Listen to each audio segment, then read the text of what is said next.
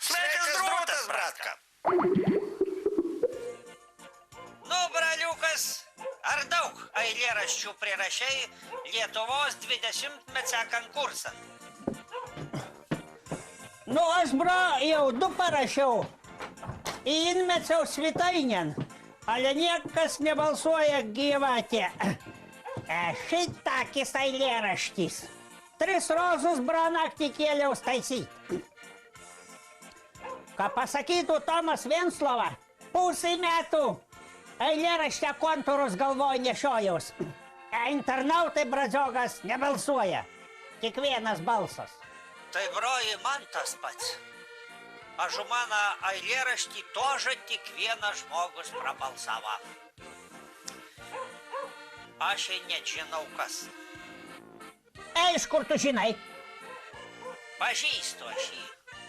Jo balsavimą braižas tokis. Ana su kepuri, su ūsais ir žaliu kurtki. Tai taip išeina, kad mano eilėraštis geresnis aš tava. Ko te geresnis? Aš pats aš savį nebalsavau. Išeina, kad aš turiu gerbėjų. Tavo eilėraštis geresnis. Nu, paskaitai.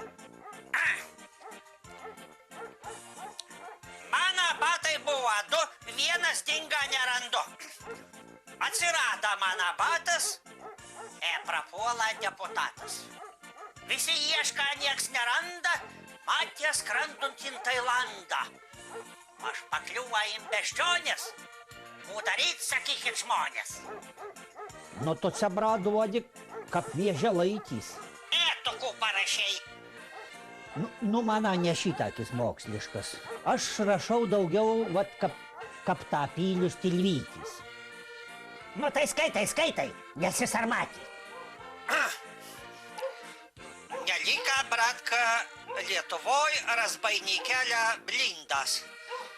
Aš tad valdžia įdauginas, kaip inkaltūna glindas.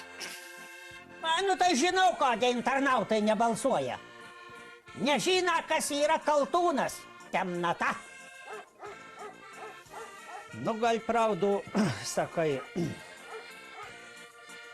Eva įsuvis nėra, jau išėmė iš konkursą.